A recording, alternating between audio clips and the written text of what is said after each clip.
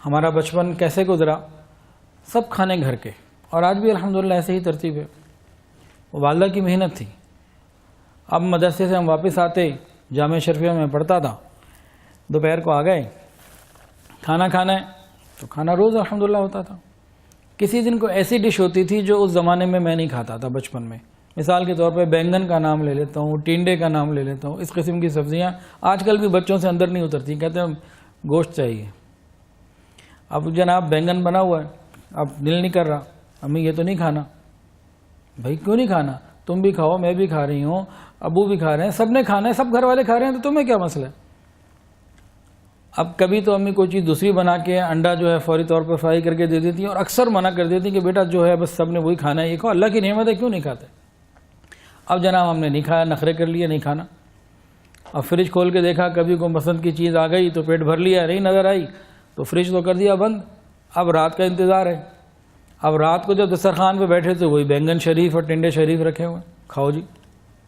کب تک نہیں کھائے گا؟ ایک بندے کو بھوک لگی ہوئی ہے۔ تو اس طریقے سے نرمی سے محبت سے انہوں نے گھر کے کھانوں کا اہتمام رکھا۔ ہم نے تو اپنا بچپن ایسے گزارا۔ بازار کے کھانوں میں ہم بڑی کوشش کرتے ہیں کہ امی آج یہ چیز کھانی ہے، مثال نہاری کھانی ہے بیٹا میں بناؤں گی سب کھائیں گے۔ کبھی ان کہتے کڑاہی گوشت کھانا ہے کہ جی میں بناؤں گی سب کھائیں گے۔ ایک دن جو بڑا غصہ چڑھا، جی ہم نے تو باربیکیو کھانا ہے۔ کہ اچھا ایسا کرتے ہیں کہ کچھ دنوں میں سامان منگوا لوں گی، انگیٹھی وغیرہ بھی آ جائے گی، گھر میں بنائیں گے پھر سب کھائیں گے۔ تقریباً ان کا جواب ملتا جلتا یہی ہوتا تھا کہ وہ گھر کا کھانا کھائیں گے۔ بازار کے کھانوں کی تو الحمدللہ میری والدہ کو عادت ہی نہیں تھی، ہر چیز گھر کی۔ اسی میں ہم پڑھتے ہوئے بڑا جوان ہو گئے اور سلسلہ بن گیا، اور آج بھی الحمدللہ وہی عادت۔ پھر جو والدہ نے تربیت کی اور ہر چیز کھلائی، ہم نے نخرہ کیا، اگلے وقت پھر وہی، اگلے دن پھر وہی۔ اب کب تک کیا کرے بندہ؟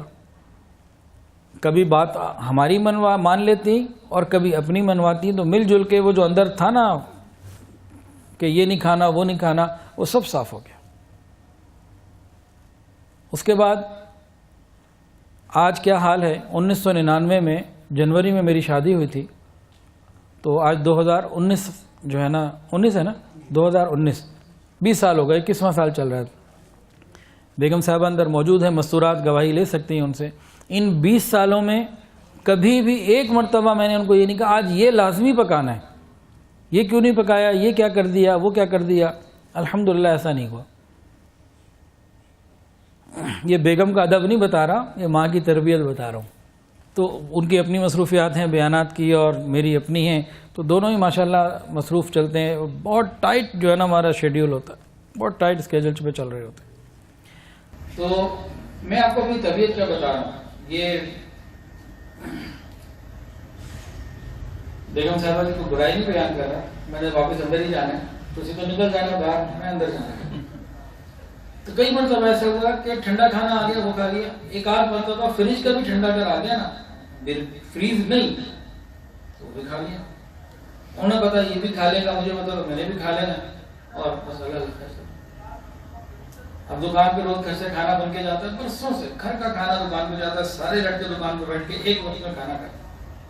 اب کہیں مجھے روٹی بازار کی نہیں کھانی ہوتی تو عام طور سے میں چمچے کے ساتھ وہ کھانا کھا لیتا ہوں، کوئی مسئلہ نہیں۔ والدہ کی تربیت تھی، ان کے کھانے میں ذائقہ بہت اچھا تھا، بہت محنت کی انہوں نے۔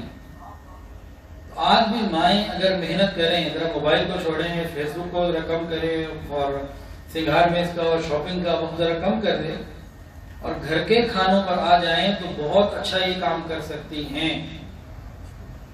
انہوں نے نسل تیار کرنی ہے، بہت بہتر طریقے سے کر سکتی ہیں، لیکن اپنی خواہشات پہ کنٹرول کرنا پڑے۔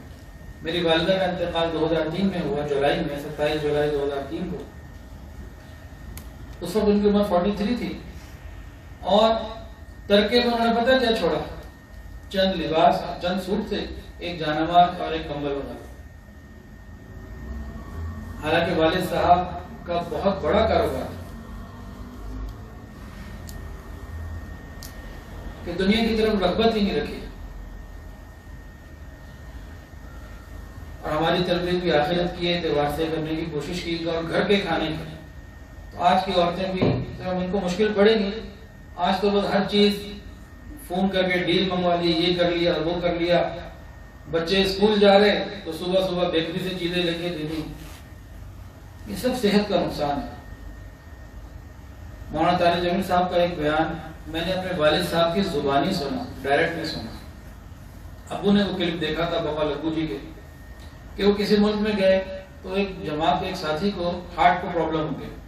تو اس شہر میں اس ملک میں نہ کوئی ہارٹ کا ڈاکٹر تھا نہ اس کو. بڑے حیران یہ کیا معاملہ. مگر یہاں بیکری نہیں ہے, بیکری نہیں ہے تو ہارٹ کی بیماری بھی نہیں.